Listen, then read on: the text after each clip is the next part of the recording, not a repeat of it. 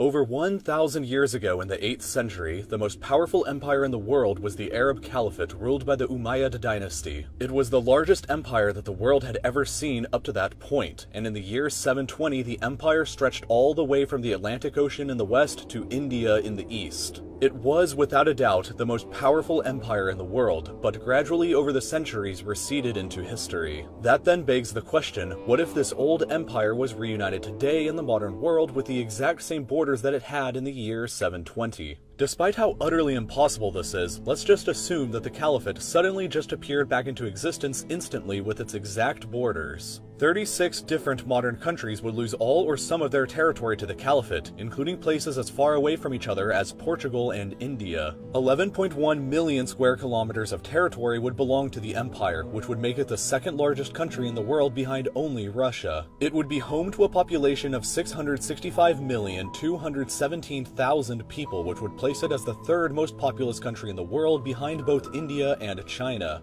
Compared to the recreated Roman Empire that I did in another video, the Caliphate would have a similar but slightly smaller population. Something interesting that I discovered while doing the research for this video was that despite the empire being called the Arab Caliphate, Arabs themselves would only form a plurality within the country at 46% of the population. It's easy to see why, since the empire covers an extremely diverse amount of land, with Spaniards and Portuguese over here, Turks here, Kurds here, Persians here, and Pakistanis and Indians over here in the east. Arabic would be the official language spoken by a majority of the population, but Arabic itself is quite different from place to place. Arabic speakers in some parts of North Africa, for example, are completely incomprehensible to many Arabic speakers from Syria or Iraq for a variety of reasons. Perhaps every variety of the language would be considered as official, but overall Arabic would remain the most well-understood language within the borders of the empire. Of course, from the title of this video and the area of the world that we're talking about, you probably were safe to assume that Islam would be the dominant religion within this empire. Islam would be represented by 85% of the Caliphate's modern population, divided between 64% being Sunni and 21% being Shia. The Caliphate would also have a very large Christian minority represented by 9% of the population. Jews would make up 1% of the population.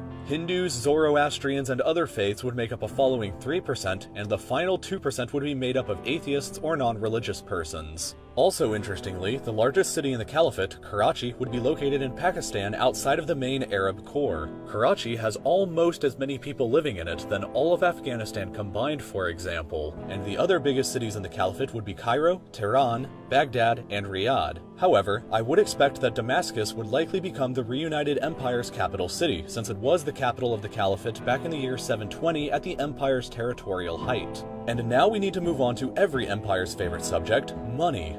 The reunited Arab Caliphate would have a nominal GDP of 5.34 trillion US dollars, which would mean it would be the third largest economy in the world, overtaking both Germany and Japan, but remaining behind China and the United States. But that's actually a pretty high-valued economy compared to other empires that I've covered in the past, like the Soviet Union and the United African Continent, for example. However, the Caliphate's nominal GDP per capita would be down to just $8,027 a person, which means that the living conditions for the average citizen would be roughly the same as it is for the average citizen in China today. Of course, since the Caliphate would absorb entire countries like Saudi Arabia, Iran, Kuwait, and Qatar, it would instantly become by far the world's largest producer of oil. In fact, nearly 30% of all the Earth's oil production would be controlled by the Caliphate, which would give it an enormous leverage on the world stage. The other tool that the empire could use as leverage would be its massive military, which would become the largest in the world with 4,214,000 active-duty troops.